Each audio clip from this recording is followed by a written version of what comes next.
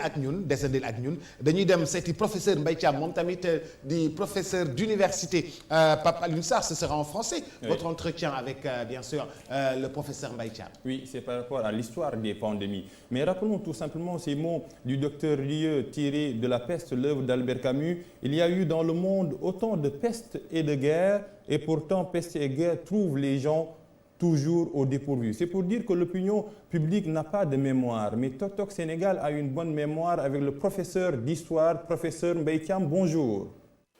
Merci beaucoup Boubacar. Merci Pape Alioune Sarr. Je voudrais vous féliciter pour votre nouvelle émission qui est en train de prendre sa place dans l'environnement et de votre groupe et des médias en général. Et je voudrais vous en féliciter. Professeur, je n'ai pas de pain à donner au Tchamen ce matin, mais j'ai des questions. Mais professeur, on parle aujourd'hui du coronavirus, mais le virus a toujours eu la peau dure au Sénégal. Ah oui, notre pays, comme l'ensemble des pays qui sont situés sous les tropiques, sont des pays à endémie. Et on rappelle très souvent, parce que c'est peut-être l'une des plus proches, la peste de 1914 dans le centre-ville de Dakar, qui avait fait qu'à un moment donné, le gouvernement colonial avait été obligé de faire des gros déplacements de population. Et c'est à cette occasion que les populations rejetées du centre-ville ont créé le quartier de la Médina, appelé justement Médina par Seydi Hadji Malick, qui avait prié pour eux. Mais on peut aller plus loin. Je rappelle toujours qu'en 1869, le gouverneur du Sénégal, Pinet-Laprade, est mort de choléra dans son palais à Saint-Louis, et que cette période, cette épidémie de choléra de 1960 avait fait des milliers de morts le long du fleuve Sénégal, notamment autour de la boucle de Podor et environ jusque vers Matam et Saint-Louis. Notre pays est un pays à endémie. L'une des endémies les plus présentes pratiquement avec nous, c'est bien le paludisme, parce que tous les pays tropicaux sont astreints à cette endémie et nous vivons avec le paludisme, même si par ailleurs, dans les dernières années, le gouvernement de notre pays, la société sénégalaise en général et beaucoup d'autres sociétés africaines ont enregistré des victoires sur le palu, mais le palu reste encore aujourd'hui et tue beaucoup plus que le Covid-19. La nouveauté avec le Covid-19, c'est que c'est une pandémie, d'abord c'est à l'échelle du monde. Les pays tempérés, les pays tropicaux, tous les pays sont touchés. Mais mieux, c'est que c'est l'une des rares fois dans l'histoire où, en tout cas, les historiens auront noté qu'il y a une pandémie, c'est-à-dire une endémie à l'échelle du monde entier. Et cela appelle véritablement des ajustements, des réajustements et une prise de conscience de notre humanité qui est commune et pour trouver justement des solutions pour éradiquer cette Covid-19. Professeur, quand une pandémie comme le coronavirus entre dans un pays comme le Sénégal, certaines traditions accélèrent sa contamination. Et on a une opposition entre les croyances et la science, cette opposition-là qui a été d'ailleurs présente dans l'histoire.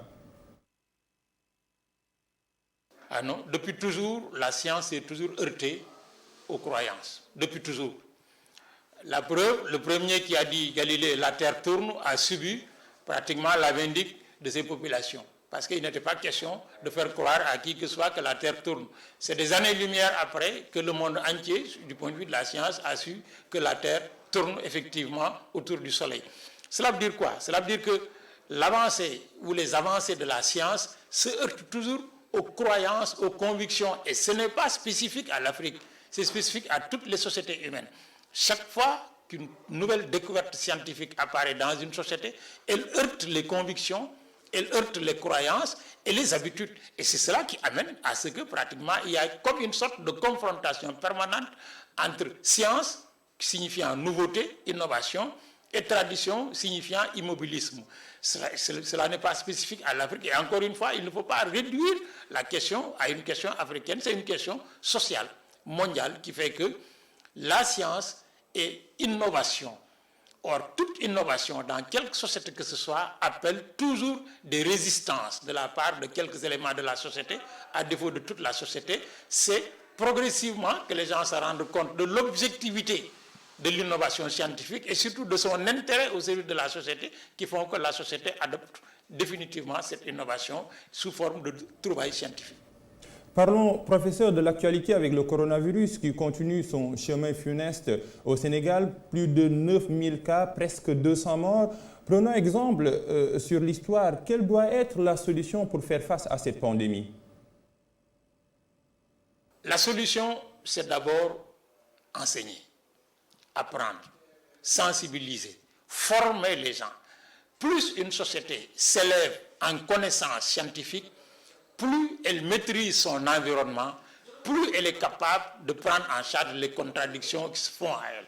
Aujourd'hui, le Covid-19 qui a attaqué le monde entier, à part le fait que dès le départ, la surprise a fait qu'elle a enregistré tout de suite des catastrophes dans toutes les sociétés, même développées, mais l'expérience montre que les sociétés scientifiquement avancées, parce que des sociétés où l'éducation et la formation sont acquises pour l'essentiel à l'ensemble de la population, ces sociétés résistent mieux. Eh bien, dans nos sociétés africaines, dans notre société sénégalaise, il faut d'abord former le maximum.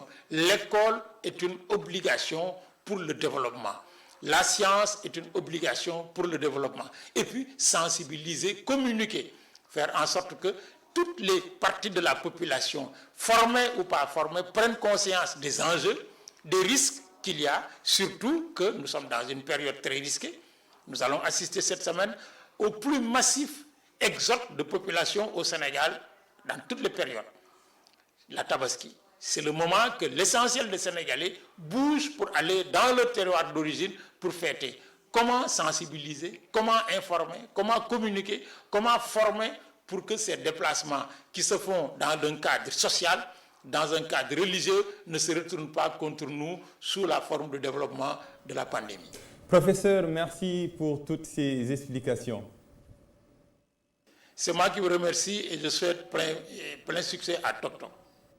Et j'apporterai votre pain, c'est sûr, chez vous pour les Tchamènes ce matin. C'était tout. Boubacar Tok Tok, c'est aussi l'histoire de la pandémie aujourd'hui analysée par le professeur Mbaye Thiam. Merci beaucoup, professeur.